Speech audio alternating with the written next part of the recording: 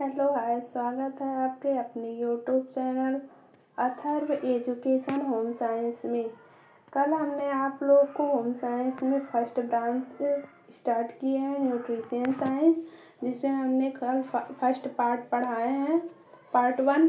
उसमें हमने फूड क्या होते हैं उसके बारे में आप लोग को बताया है। आज हम लोग पढ़ेंगे पार्ट 2 में उस फूड यानी आहार यानी पोषण के प्रकार, यानी कितने प्रकार के हमारे पोषण होते हैं। ठीक है, तो सबसे पहले हम आप लोग को बता दें कि जो भी आज कुछ मैं इस वीडियो में आप लोग को बताऊंगी यानी पोषण के प्रकार के बारे में बताऊंगी, तो इस वीडियो को आप लोग लास्ट तक वॉच करिएगा।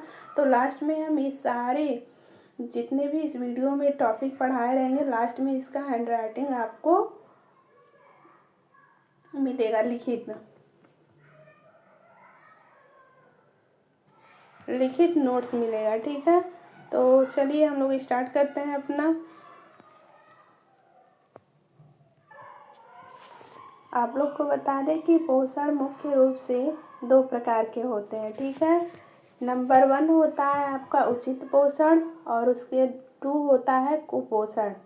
यानी अगर हम पोषण को देखें तो 2 भागों में विभाजित किया गया है। नंबर 1 है आपका उचित पोषण और नंबर 2 आपका कुपोषण। तो हम यहाँ पे देखेंगे कि जो नंबर 1 है आपका, यहाँ पे आप लोग देखिएगा, यहाँ पे नंबर 1 यहाँ आप लोग ये है, नंबर 1 का ही 2 भाग होते हैं, यानी उचित पोषण भी 2 प्रकार के होते हैं। ठीक है, यहाँ आपका रहेगा उचित पोषण, उचित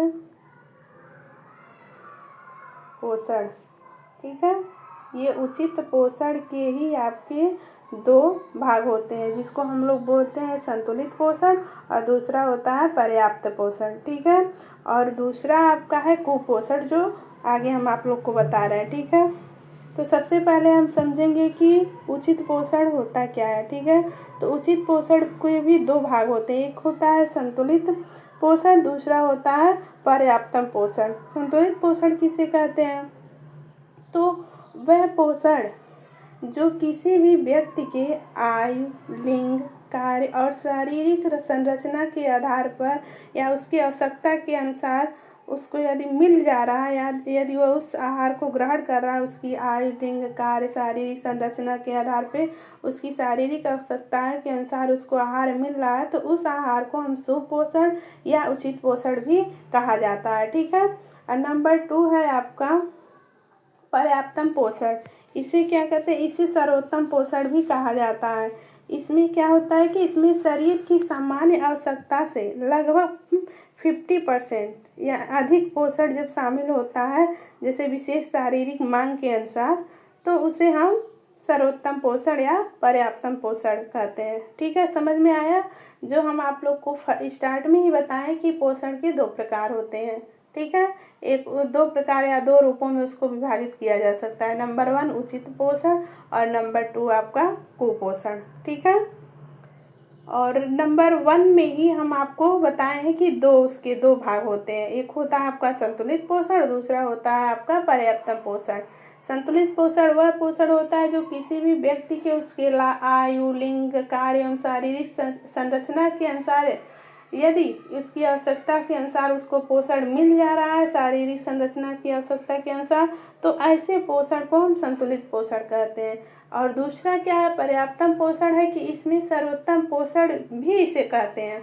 क्यों? क्योंकि यदि उसके आयु, लिंग, कार्य, शारीरिक संरचना की आवश्यकता से यदि 50% अधिक है, तो ऐसे आहार को हम पर्याप्तम पोषण कहते हैं। ठीक है, अब हम देखते हैं नंबर 2 जो हम आप लोग को बता रहे थे, नंबर 2 है आपका कुपोषण।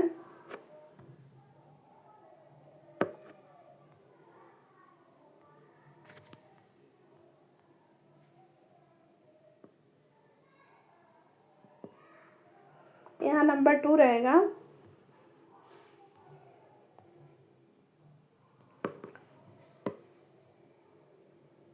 कुपोषण को मुख्य रूप से 2 भागों में बांटा गया है। नंबर 1 है आपका अतिपोषण और नंबर 2 है अल्प पोषण। यानी जैसे हम लोगों ने उचित पोषण को 2 भागों में देखे हैं, वैसे ही आप लोग के कुपोषण के भी 2 रूप होते हैं। एक होता है अतिपोषण और एक होता है अल्प पोषण। आप लोग को मालूम होगा कि भारत आजकल कुपोषण का दोहरा भार उठा रहा है, यानी हमारे भारत में ऐसे लोग हैं जो ओबेसिटी यानी मोटापे से भी ग्रस्त हैं, और ऐसे लोग भी हैं जो अल्प पोषण यानी क्वाशियोस्कर और मैरास्मस जैसे रोगों से भी ग्रस्त हैं। यानी भारत एक ऐसा देश है जहाँ पर अधिक मोटापे वाले लोग भी हैं और अल्प वाले भी हैं। अति पोषण, जब शरीर को आवश्यकता से अधिक पोषक तत्व मिलते हैं तो उसे हम अति पोषण कहते हैं, और जब हम अपने शरीर की आवश्यकता से अधिक पोषक तत्वों को ग्रहण करते हैं तो उससे हमारे शरीर में की क्या होती है, मोटापा बढ़ती है, यानी ओबेसिटी जिसे कहा जाता है। इससे क्या होता है कि इसमें कार्बोहाइड्रेट, फैट की अधिकता से ये मोटापा हमको हो जाते हैं, ठीक है। और नंबर 2 है इसमें विषाक्तता, यानी विटामिन और मिनरल्स यानी खनिज की अधिकता से विषाक्तता हो जाता है। और नंबर 2 हम लोग पढ़ेंगे अल्प पोषण। जब शरीर को, हमने ऊपर बताया कि अति पोषण यानी जब शरीर की आवश्यकता से अधिक आहार ग्रहण करते हैं हम लोग तो उसे अति पोषण कहते हैं। और नंबर 2 अल्प पोषण वो है जब हम अपने शरीर की संरचना, आयु, लिंग की कार्य के संरचना के अनुसार पोषण नहीं मिल पाते हैं हमारे शरीर को तो उसे हम अल्प पोषण कहते हैं। इसमें 2 तरह के होते हैं, एक नंबर 1 है प्राथमिक और नंबर 2 द्वितीयक। प्राइमरी में क्या होता है कि जैसे क्वाशियोस्कर के जो मुख्य रूप से प्रोटीन की कमी से होते हैं, और नंबर 2 है आपका जैसे द्वितीयक सेकेंडरी जो मैरास्मस और प्रोटीन यानी प्रोटीन और कैलोरी दोनों की कमी से होते हैं, ठीक है। अब हम देखेंगे कुपोषण के कारण। कुपोषण के कारण जो हमने आपको ऊपर बताया है कि कुपोषण के प्रकार हम लोग समझ लिए कि कुपोषण 2 प्रकार के होते हैं, एक उचित पोषण और दूसरा पोषण के प्रकार हमने देखे हैं। पोषण 2 प्रकार के होते हैं, उचित पोषण और कुपोषण। उचित पोषण के भी 2 रूप होते हैं, एक होता है संतुलित पोषण और दूसरा होता है पर्याप्तम पोषण। और उसी तरह कुपोषण के भी 2 रूप होते हैं, एक होता है अति पोषण और दूसरा होता है अल्प पोषण, ठीक है। अब हम बात करते हैं कुपोषण के प्रकार। शरीर में पोषक तत्वों की कमी या असंतुलन के कई कारण हो सकते हैं, यानी हम देखें तो कुपोषण के बहुत सारे कारण हैं। नंबर 1 यदि बात करें अशिक्षा, गरीबी, अज्ञानता, आदतें, कुछ हमारे खान पान की आदतें, भोजन संबंधी कुछ भ्रांतियाँ हैं, या यूँ कहें कि भोज्य पदार्थ की मिलावट की वजह से जिसके कारण कुपोषण से शिकार हो जा रहे हैं। शिक्षा और अज्ञानता, पोषण के बारे में सही जानकारी ना हो कि कौन से आहार ग्रहण करने से कौन से पोषक तत्व प्राप्त होते हैं। जैसे यदि हमारे शरीर में आयरन की कमी है तो हमको ब्राउन कलर की चीज़ें ज़्यादा सेवन करना चाहिए। ये ज्ञान जब हमको रहेगा तभी तो हम लोग करेंगे। अब उसके चक्कर में अगर डॉक्टर कह दिए कि आपके अंदर आयरन की कमी है तो आप लोग क्या कर रहे हैं कि खट्टे पदार्थ खाए जा रहे हैं, खट्टे पदार्थ, तो इससे आयरन नहीं मिलता है, ठीक है। तो ये है हमारी अज्ञानता, जिसके जो हमको जानकारी ही ना हो कि किस आहार में कौन सा पोषक तत्व अधिक पाया जाता है। नंबर 2 है गरीबी, यानी पर्याप्तम और पौष्टिक भोजन खरीदने की हमारी क्षमता ही ना हो, हमारी आर्थिक स्थिति ऐसी ना हो कि हम अपने शरीर की आवश्यकता अनुसार भोजन ग्रहण कर सकें। नंबर 3 है आपकी गलत आदतें, यानी खान पान की अनुचित आदतें। उसके बाद है आपकी भ्रांतियाँ, यानी भोजन से जुड़े अंधविश्वास या गलत धारणाएं जो कि हमको कुपोषण के से शिकार हो जाते हैं हम। मिलावट, भोज्य पदार्थ में मिलावट के कारण भी कुपोषण हो जाते हैं। जनसंख्या वृद्धि, संसाधनों में बढ़ता दबाव, शारीरिक दोष यानी पाचन तंत्र की खराबी या अन्य बीमारियों से भी कुपोषण के शिकार हो जाते हैं। अब हम देखेंगे कि पोषण क्या है। पोषण वह प्रक्रिया है जिसके द्वारा शरीर भोजन का उपयोग करता है, यानी यदि हम उसकी एक छोटी सी परिभाषा देखें तो पोषण वह सम्मिलित प्रक्रिया है जिसके द्वारा एक प्राणी अपने शरीर के रख रखाव, कार्य करने और वृद्धि के लिए आवश्यक भोज्य पदार्थों को ग्रहण करता है, उसे ही हम पोषण कहते हैं। पोषण का अर्थ होता है कि इसमें भोजन का पाचन, अवशोषण और चयापचय शामिल है, ठीक है।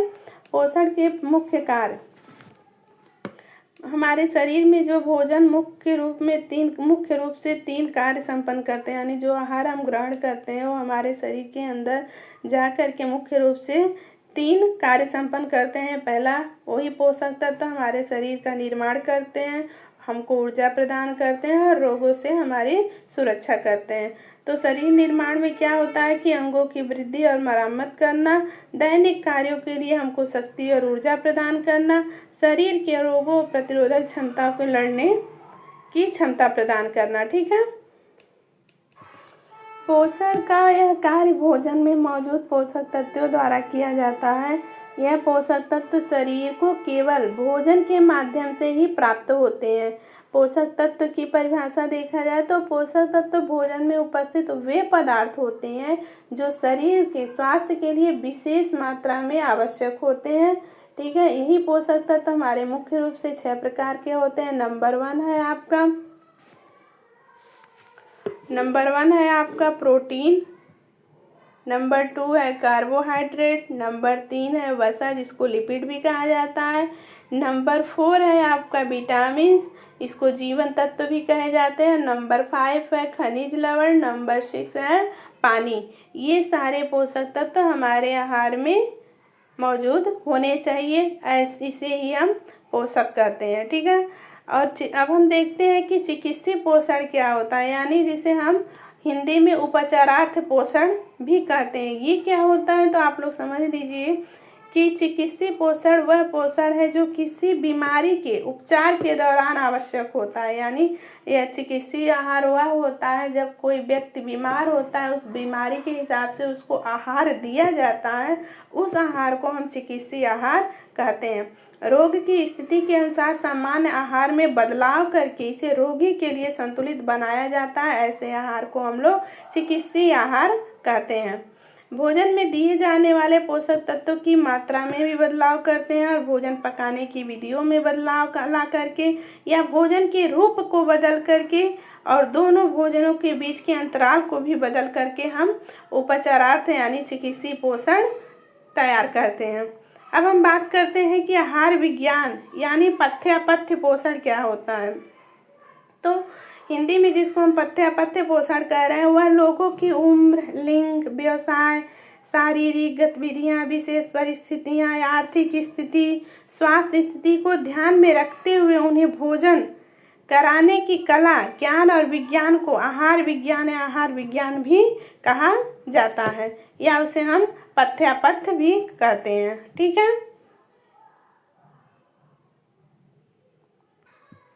उम्मीद है आप लोग को ये वीडियो समझ में आया होगा और जो भी समस्या होगी और अधिक जानकारी के लिए कमेंट करिएगा ज़रूर। ठीक है। यह है आपके नोट्स, आप लोग चाहे तो अपनी कॉपी में नोट कर सकती हैं, क्योंकि अभी हम फर्स्ट ब्रांच स्टार्ट किए हैं। तो आप लोग अपनी चाहे तो एक कॉपी मंगा करके आप नोट्स लिखना स्टार्ट कर दीजिए, क्योंकि इसी चैनल पे हम प्रतिदिन आपको न्यूट्रिशन साइंस के थ्योरी कंप्लीट कराएंगे। ठीक है।